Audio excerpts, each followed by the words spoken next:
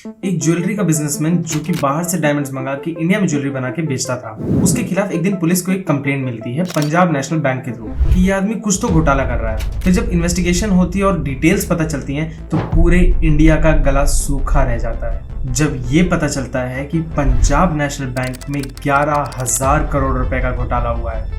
और ये इसलिए अलग था क्योंकि यहाँ पे नंबर या किसी और चीज़ को मैनिपुलेट नहीं किया गया था। यहाँ पे इंडिया की मिडिल क्लास लोगों की खून पसीने की कमाई, जिन्होंने आंख बंद करके पंजाब नेशनल बैंक पे भरोसा करके उनके पास रखा था, कोई उस पूरे पैसे को लेके भाग गया।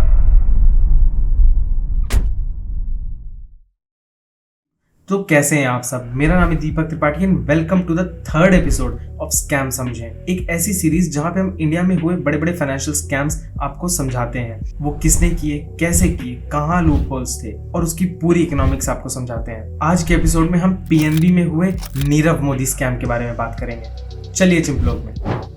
बैंक्स का बिजनेस बहुत सिंपल होता है। लोगों से पैसे लो as deposit, savings, fix deposit, RD, और उस पैसे से लोन दो। लोन पे जो इंटरेस्ट आपको मिलेगा उसमें से कुछ परसेंट का इंटरेस्ट डिपॉजिट वालों को दे दो, बाकी आपका प्रॉफिट। आगे बढ़ने से पहले दो छोटे कॉन्सेप्ट समझाता हूँ। किसी को भी जब कोई सामान बाहर से खरीदने के लिए पैसा चाहिए होता है, जिसे हम इम्पोर्ट कहते हैं, उस केस में जब लोन लिया जाता है तो उसे बायर्स क्रेडिट कहते हैं। दूसरा है लेटर ऑफ अंडरस्टैंडिंग। ये एक लेटर होता है जो एक बैंक दूसरे बैंक को इशू करता है कि आप इस आदमी को लोन दे दो, अगर ये आदमी लोन नहीं रिपे कर पाएगा तो हम इसके बिहाफ पे लोन पे कर देंगे। अब अपनी कहानी शुरू करते हैं। नीरव मोदी एक ज्वेलरी का बिजनेसमैन था जिसे अपने बिजनेस के लिए दूसरी कंट्री से डायमंड इंपोर्ट करने होते थे। वो बाहर के बैंक से बायर्स क्रेडिट की रिक्वेस्ट करता है, पर बाहर का कोई बैंक आपको लोन क्यों देगा जब वो आपको जानता नहीं? उसको कैसे पता कि आप पैसे वापस करोगे ही? तो वो क्या करता है कि मुंबई के ब्रैडी हाउस की पंजाब नेशनल बैंक की ब्रांच में जाता है, उनसे रिक्वेस्ट करता है कि वो उसे लेटर ऑफ अंडरस्टैंडिंग इशू कर दे। पर आप ये सोच रहे होंगे कि कोई बैंक एलओयू क्यों इशू करेगा, इसमें उसका क्या फायदा? 3 फायदे हैं। पहला कि वो ऐसे ही एलओयू नहीं इशू करते, वो उसके बदले कुछ सिक्योरिटी रखते हैं अपने पास। दूसरा कि इस पूरे प्रोसेस में ना उनका कुछ कमीशन इन्वॉल्व रहता है। और तीसरा, जिसके बारे में ज़्यादा लोग बात नहीं करते बट ये बैंकिंग सिस्टम का एक बहुत ही स्मार्ट मूव होता है कि जब आप किसी बाहर के बैंक से लोन लोगे वो पैसा किसी इंडियन बैंक में आएगा।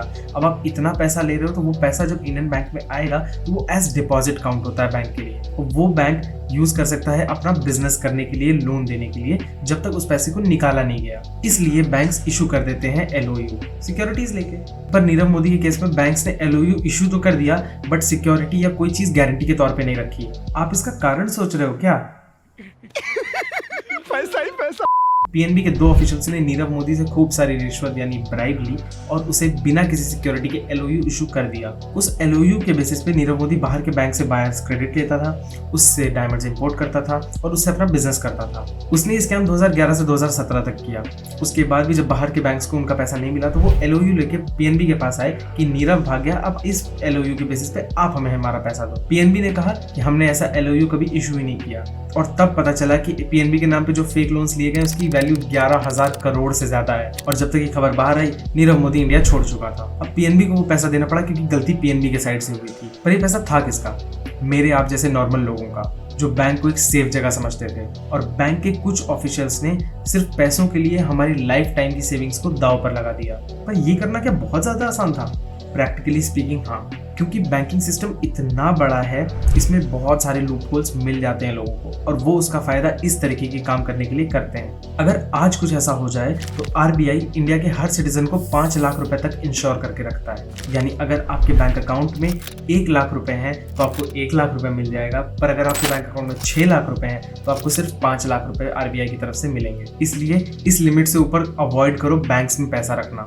इससे ज्यादा है तो इन्वेस्ट कर दो कहीं पे। स्कैम पकड़े जाने के बाद नीरव मोदी की इंडिया की सभी प्रॉपर्टीज को, ज्वेलरी को सीज कर दिया गया, पर फिर भी 11,000 करोड़ रिकवर नहीं हुए। नीरव मोदी आज की डेट में लंदन में एक लग्जरी लाइफ जी रहा है। इंडियन गवर्नमेंट को उसका एग्जैक्ट एड्रेस तक पता है, पर वहां के लॉज की वजह से हम उसे इंडिया नहीं ला पा रहे हैं। आप स्टॉक मार्केट को रिस्की समझते थे ना? ये तो एक सरकारी बैंक था। पैसों का फ्रॉड कहीं भी हो सकता है। केयरफुल आपको रहना है अपने पैसों को लेके। समझदारी आपको दिखानी है। आपको हर जगह के रूल्स पता होने चाहिए। आपको पता होना चाहिए कि आरबीआई कितना इंश्योर करता है, उससे ज्यादा मैं पैसे ना रखूं। आपको पता होना चाहिए कि कौन सी चीज कितनी रिस्की है और उस हिसाब से वहां पे उतना इन्वेस्ट करना चाहिए। अगर आप अपने पैसों को लेकर केयरफुल हो तो चांसेस बहुत कम है कि आप कभी ऐसे किसी ट्रैप में फंसोगे, और अगर फंसोगे तो आप रिकवरी बहुत आसानी से कर लोगे। ठीक है यार, तो इतना था नीरव मोदी के स्कैम के ऊपर। वीडियो पसंद आए तो वीडियो को लाइक कर देना, चैनल को सब्सक्राइब कर लेना, बेल आइकन दबा देना, क्योंकि अभी ऐसे एपिसोड्स और आने वाले हैं। अगर आपने पिछले एपिसोड्स नहीं देखे तो अभी यहाँ पे आ जाएंगे, देख लेना क्लिक करके। हम मिलते हैं आपसे नेक्स्ट वाली वीडियो में। Bye bye.